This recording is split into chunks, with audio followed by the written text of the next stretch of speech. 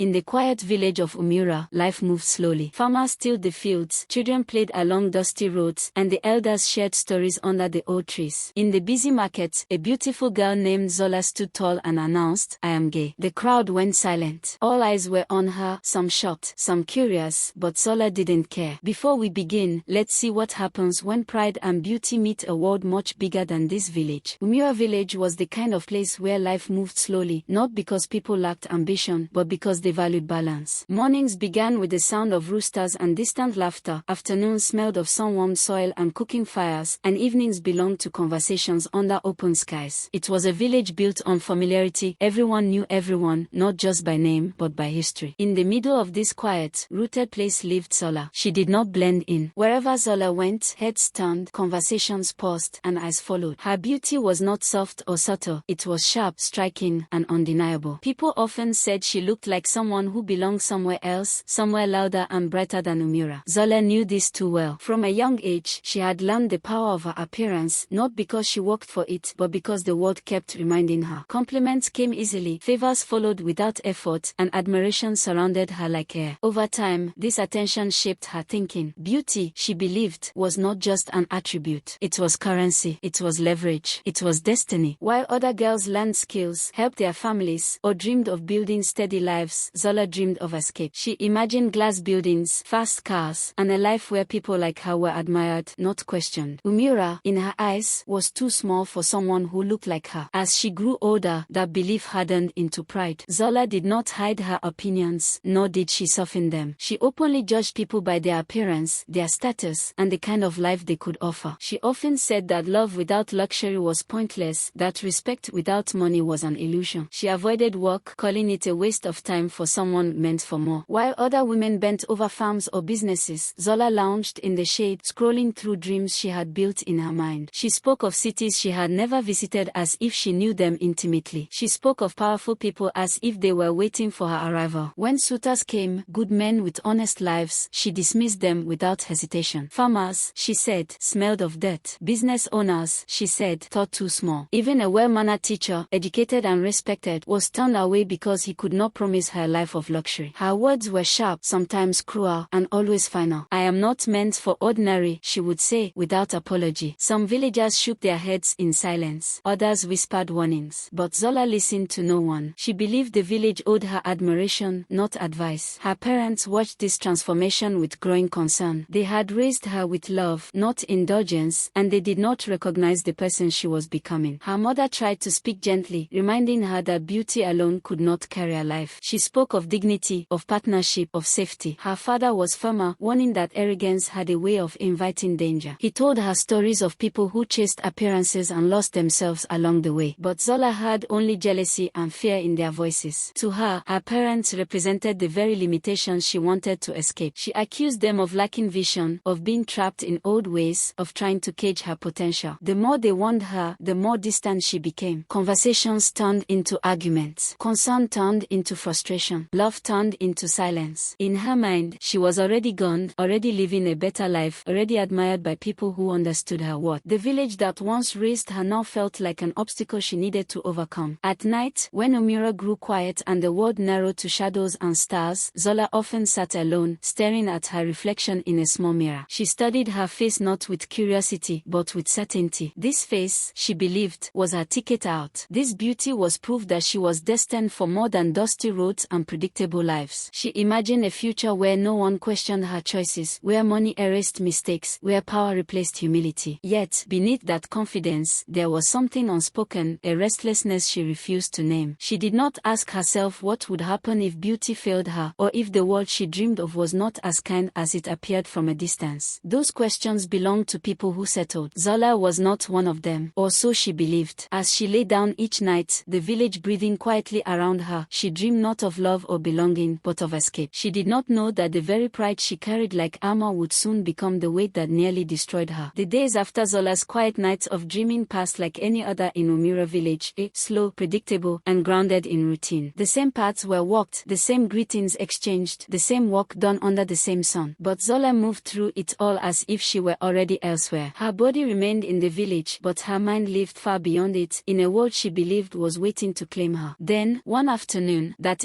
imagined future seemed to roll directly into Umura on 4 polished wheels. The sound came fast, low, smooth, unfamiliar. It was not the rattle of old trucks or the groan of delivery vans the villagers were used to. This sound was confident, controlled. Heads turned toward the road as a shiny grey SUV appeared, cutting through the dust like something out of a different reality. Children stopped playing. Elders paused mid-conversation. Even the wind seemed to hesitate. The vehicle slowed deliberately, as if it knew it was being watched, and finally came to a stop near the center of the village. For a moment, no one moved. And then the door opened. The man who stepped out looked exactly like the kind of person Zola had imagined in her dreams. His clothes were expensive without being loud, his shoes spotless despite the dusty ground. He carried himself with ease, the kind that came from knowing he belonged wherever he stood. His sunglasses hid his eyes, but his smile was smooth, practiced, and confident. He introduced himself as Rex. His voice was calm, slightly amused, as though the word really surprised him. He spoke of the city in passing, of business, of travel, of opportunities, never too much detail, but just enough to sound impressive. Villagers gathered at a distance, curiosity mixing with suspicion. Some whispered, others watched silently. Zola did not whisper. She stared. From the moment Rex stepped out of the SUV, something inside her shifted. This was not like the men she had rejected. This was different. This was proof. Proof that her dreams were not foolish. Proof that someone from the world she wanted could find his way to her. When Rex's gaze finally met hers, he smiled a little wider. It was subtle, but Zola noticed. She always noticed when she was being admired. Their first conversation felt effortless, almost scripted. Rex complimented her beauty without exaggeration, as if it were an obvious fact rather than flattery. He spoke to her as though she were already part of his world, not someone waiting at its edge. Zola responded with confidence, matching his tone, enjoying the way his attention made everything else fade. Around them, the village seemed smaller than ever. Rex asked questions about her life, her ambitions, her frustrations. Unlike others, he did not challenge her opinions or suggest she lower her expectations. Instead, he encouraged them. He spoke of cities where people like her were celebrated, where potential was rewarded, where no one cared where you came from as long as you looked like you belonged. Each word fed something inside Zola that had been starving for validation. She did not ask why he was in Umura or what kind of business he truly did. Those details felt unimportant compared to how he made her feel seen, understood, chosen. By the time the sun dipped lower in the sky, Zola was already imagining herself in that SUV, leaving the village behind without looking back. Not everyone shared her excitement. Zola's parents noticed the way Rex avoided direct answers, the way his charm seemed rehearsed rather than sincere. When they spoke to him, they asked practical questions: where he stayed, what he did, why he was interested in their daughter. Rex smiled through them all, offering vague responses wrapped in confidence. He spoke of connections, of expanding ventures, of big plans. To Zola's parents, his words felt slippery, like something that could not be held or trusted. They pulled Zola aside and warned her gently at first, then more firmly. They reminded her that strangers who arrived with too much polish often carried hidden intentions. Zola reacted with anger. She accused them of embarrassing her, of trying to sabotage her happiness, of refusing to let her grow. In front of Rex, she laughed off their concerns, calling them old-fashioned and afraid of change. The distance between Zola and her parents widened in that moment, not because of Rex, but because she chose to believe him over them without hesitation. The decision was made quickly, too quickly for reflection. Rex spoke of returning to the city and suggested Zola come with him, just for a while, to see what life could be. He promised comfort, excitement, and freedom. Zola did not ask for time. She did not ask for permission. She packed lightly, leaving behind more than clothes. She left behind caution, humility, and the quiet safety of familiarity. Her mother cried openly. Her father stood rigid with worry, but Zola hardened herself against their emotions. She told herself this pain was temporary, that they would understand once she succeeded. As the SUV started and the village road stretched ahead, Zola looked forward, not back. The grey vehicle moved smoothly away from Umura, carrying her dreams, her pride, and her untested faith in a man she barely knew. Behind her, the village returned to its slow rhythm, unaware that the silence Zola had left behind would soon be filled with regret she could not yet imagine. The road stretched ahead like a promise Zola had waited her whole life to claim. At first, everything felt exactly as she had imagined. The SUV glided smoothly over the highway, leaving behind the uneven village paths she had always despised. Buildings replaced trees, signboards replaced hand-painted stalls, and the air itself seemed different, faster, sharper, filled with movement. Rex drove with one hand on the wheel, relaxed, confident, as though every road belonged to him. Music played softly in the background, unfamiliar but polished, like the world he represented. Zola leaned back in her seat, watching the village fade into memory through the tinted window. For the first time, she felt untouchable. This was the life she believed she deserved. Rex spoke casually, pointing out distant landmarks, mentioning places she would fit right in. He talked about people who valued beauty, presence, and ambition. Zola listened, absorbing every word, letting it reinforce the choice she had made. She told herself that the unease she felt when her parents' faces flashed in her mind was nothing more than fear of change. This was growth. This was progress. At least, that was what she kept repeating to herself as the miles passed. As the journey continued, subtle shifts began to appear, small enough to ignore, but persistent enough to feel. Rex's phone rang often. When it did, his voice changed. He lowered it, turned slightly away, and spoke in short, coded phrases that made no sense to Zola. Words like delivery, timing, and location slipped through conversations he clearly did not intend her to hear. Each time she asked who was calling, Rex smiled and brushed it off, saying it was work and nothing she needed to worry about. The warmth he had shown in the village faded into something colder, more distant. His compliments became less frequent. His eyes, once fixed on her with admiration, now seemed focused on the road ahead, calculating, alert. They stopped at unfamiliar places, isolated fuel stations, quiet roadside restaurants where people stared a little too long. Zola noticed these details but pushed them aside. She told herself she was overthinking. After all, this was the city life she wanted. It was bound to feel different. Still, a quiet tension settled in her chest, one she could not explain or dismiss as easily as before. The moment of truth did not arrive with drama or shouting. It came quietly, almost casually, in a way that made it more terrifying. While Rex stepped away to take another call, Zola sat alone in the car, the engine running softly beneath her. His phone, forgotten in the cup holder, buzzed with an incoming message. She did not intend to look. She told herself that privacy mattered, but the screen lit up with words that froze her breath. Names, numbers, a short message that referred to her not as a person, but as a new asset. Another line followed, mentioning payment and transfer. Zola's hands trembled as understanding slowly, painfully settled in. This was not a romantic escape. This was a transaction. Every compliment, every promise, every smile had been calculated. She was not chosen. She had been selected. When Rex returned to the car, she forced herself to act normal, but her heart pounded so loudly she was sure he could hear it. She asked him directly what was going on. For the first time, Rex did not smile. His expression hardened, and his voice lost its warmth. He told her she was asking too many questions, that she should relax and trust him. In that moment, Zola understood the depth of her mistake. Fear took hold, sharp and consuming. Zola's thoughts raced, replaying every warning she had ignored, every insult she had thrown at the people who cared for her. She realized how little she truly knew about Rex, where he lived, who he was connected to, what he was capable of. The man beside her was no longer a dream, he was a threat. She considered jumping out of the car, screaming, calling for help. But the road was empty, the speed unforgiving. Rex sensed the shift in her behavior and tightened his control, not through violence, but through intimidation. He spoke calmly, almost kindly, reminding her how far they were from home, how no one would believe her story over his. He told her she would be safe as long as she cooperated. The words were smooth, but the meaning was clear. Zola felt smaller with each mile, her confidence collapsing under the weight of reality. The beauty she once believed was power now felt like a curse, the very thing that had placed her in danger. By the time the SUV turned off the main road and entered the quiet, unfamiliar area, Zola's sense of time had disappeared. Buildings grew sparse, replaced by high walls and guarded entrances. The city she had imagined, bright, welcoming, full of opportunity, was nowhere in sight. Instead, she saw isolation, secrecy, and control. Rex parked the car and stepped out, speaking briefly to someone she could not see clearly. Zola remained frozen in her seat, her body heavy with dread. This was not a temporary stop. This was a destination she had never agreed to. As the engine shut off and the silence closed in around her, Zola understood something with terrifying clarity. The road she had taken to escape her village had not led her to freedom. It had led her into a cage. And for the first time in her life, beauty could not save her. The silence that followed the engine shutting off felt heavier than any sound Zola had ever known. It pressed against her chest as she was led out of the SUV and through a guarded entrance, her legs moving more from shock than choice. Inside, the air was different, stale, controlled, stripped of warmth. The place was not chaotic or loud like she had imagined a criminal environment would be. It was organized, efficient, cold, doors locked with dull clicks, and cameras watched from corners like unblinking eyes. Zola was taken to a room that looked clean but lifeless, furnished only with necessities, as if comfort itself had been deliberately excluded. There, she met others, girls who looked like her, not in features, but in expression. Eyes dulled by fear, shoulders ears bent by silence. No one spoke at first. Speech felt dangerous, as if words themselves might be punished. Zola realized quickly that this place thrived on obedience, not force. Orders were delivered calmly. Smiles were rare and never genuine. She was no longer addressed by name. She was given instructions, schedules, expectations. Her reflection in the mirror felt unfamiliar now, like a stranger staring back with borrowed skin. The beauty she had once worn with pride was reduced to a label, a reason she had been brought here, a justification for her captivity. Days blurred together, measured not by time but by tension. Zola learned the rules without being taught them: where to stand, when to speak, when to remain invisible. She saw how resistance was handled, not with cruelty, but with quiet consequences that broke spirits more effectively than violence ever could. In whispered moments, she listened to fragments of other girls' stories, each one echoing her own in different accents of regret. They had all believed in something shiny, something promised, something unreal. Guilt gnawed at Zola relentlessly. She remembered the Umura village in painful detail, the slow mornings, the honest work, the people she had dismissed as beneath her. She remembered her parents' faces, lined with worry she had mocked as ignorance. For the first time, she understood the weight of her arrogance, not as a flaw of personality, but as a vulnerability that had been exploited. Yet even in despair, something began to change. Zola observed. She listened. She noticed patterns in guard shifts, moments when attention wavered, doors that stayed unlocked a second too long. Survival sharpened her senses. She formed a fragile alliance with another girl, sharing quiet plans and unspoken hope. Courage did not arrive as confidence, it arrived as necessity. The thought of remaining here forever became more terrifying than the risk of escape. The opportunity came without warning, in the middle of confusion, raised voices, hurried footsteps, a momentary lapse in control. Zola did not think. She moved. Adrenaline drowned fear as she ran, her heart pounding so hard it felt like it might tear free. Always blurred. Alarms began to sound. She stumbled, scraped her hands, felt pain bloom but refused to slow. The world narrowed to breath and motion, instinct guiding her where thought could not. She slipped through a door left ajar, burst into open air, and kept running long after her lungs screamed for mercy. The night swallowed her, indifferent but free. She did not know where she was going. She did not know if she was being followed. All she knew was that every step away from that place felt like reclaiming something she had lost. When she finally collapsed, hidden and shaking, tears came without restraint, not just for the fear she had endured but for the person she used to be. Zola lay there, bruised and exhausted, stripped of illusions, understanding at last that beauty had never been her strength. Survival was, and humility, though learned too late, would be the reason she lived to see home again. When Zola finally reached the outskirts of Umura village, the familiar sights should have brought comfort. Instead, they pressed heavily against her senses, reminding her of everything she had left behind in arrogance. The dusty roads, the swaying palms, and the low rooftops seemed smaller now, not because they had changed, but because she had. Every step toward home was heavy with shame, her body still bruised from the escape, her mind replaying every mistake. Yet, alongside the shame, a strange clarity began to take root. She understood, in a way she never had before, that life was not measured by appearances or wealth, but by safety, respect, and the relationships she had taken for granted. Each familiar corner of the village reminded her of lessons she had ignored: hard work, patience, trust, and humility. And most of all, she remembered her parents' words, their love, and their warnings, the very guidance she had once mocked as fear. As Zola approached her home, her mother ran toward her, eyes wide with fear and disbelief, while her father followed close behind, silent but tense. The embrace that followed was tentative, cautious, yet filled with relief that pierced through the tension of months spent worrying. For the first time, Zola allowed herself to weep freely, not just from exhaustion, but from realization. She apologized, not with empty words, but with a sincerity that stripped away every trace of the pride she had once worn like armor. She told them everything: the promises, the lies, the manipulation, and the terror she had endured. Her parents listened quietly, tears streaming down their faces, not with scolding or judgment, but with understanding. They had feared the consequences of her arrogance, but now they witnessed the power of survival and the humility it demanded. Around them, the villagers began to gather, curious, cautious, and finally compassionate. Whispers circulated, but this time, there were no insults, no ridicule. Instead, there was recognition that Zola had survived something unimaginable, and that she had returned changed, not broken. Over the following weeks, Zola's transformation became evident to all. She walked alongside the villagers, learning to value effort over ease, diligence over charm, and human connection over superficial admiration. She listened more than she spoke, and when she spoke, her words were measured with thought and care. The girl who had once believed that beauty alone could open doors now understood that true worth came from resilience, integrity, and empathy. empathy. She nurtured relationships that she had once dismissed, and she forgave herself slowly, knowing the journey had left its marks. Yet even as she rebuilt her life, the memory of Rex, the grey SUV, and the terrifying road remained vivid, a permanent reminder that appearances could deceive, and that the world would exploit weakness wherever it found it. Zola had returned home, but she was not the same girl who had left. Her beauty remained, yes, but it no longer defined her. Instead, her courage, humility, and newfound understanding became her true measure, and the village, once a place she had despised for its simplicity, now felt like the foundation of a life she would never again take for granted.